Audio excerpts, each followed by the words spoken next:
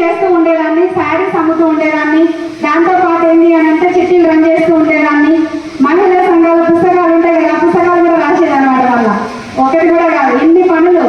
అంటే ఎవరికైనా ఎంత బిజీగా ఉంటుంది, ఎప్పుడైనా కూర్చున్నాడు కనబడతాడు, నిలబడేట్టు ఖాళీ ఉన్నట్టు పరిగెత్తనే ఉంటుంది. ఎస్సాను అట్లనే నేను కూడా పరిగెత్తేదాన్ని. కానీ దాని ఆదాయం లేదు, క్షణం తీరిక లేదు.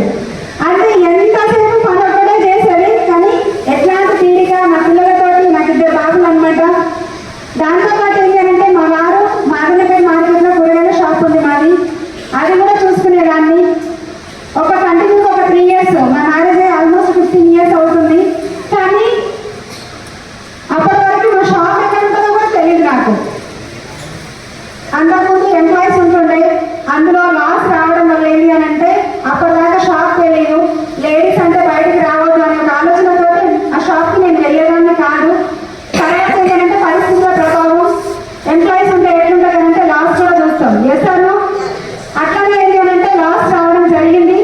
దాంతోపాటు ఏంటి అని అంటే అక్కడ నేను షాప్కి వెళ్ళడం జరిగింది. ఇదంతా ఎందుకు చెప్తున్నాను నేను మీకంటే, ఒక కూరగాయలు అనే పర్సన్ కూడా, ఒక బ్లౌజ్ కుట్టే పర్సన్ కూడా ఇక్కడ నిల్చుంది ఇంత ఇన్కమ్ తీసుకుంటూ మీ స్టేజ్ మీద ఉన్నారు అంటే ఇక్కడ ఉన్న వాళ్ళందరితో అవుతారా కాదా? Yes or no? ఎట్లాంటి బిజినెస్ అంటే విజన్ తోటి ఆలోచించండి. ఈ బిజినెస్ అనేది చాలా సింపుల్. ఇంతసేపు వచ్చి చెప్పినారు కదా, ఇప్పటిదాకా చెప్పిన ప్రతి ఒక్క లీడరు ఎవరైనా మీరు డబ్బులు పెట్టండి, వేరే వాళ్ళతో పెట్టించండి అని ఏమైనా చెప్పిరా? హలో, ఏం చెప్పలేదు కదా. ఏముంది చెప్పండి ఇక్కడ? ఇంతసేపు అల్టిమేట్ గా ఫస్ట్ నుంచి 1 గంట సేపు నుంచి మనకు రికగ్నేషన్ జరుగుతుంది. ఇది ఫ్యాషన్ షో అయితే కాదండి, సక్సెస్ షో అనమాట. సక్సెస్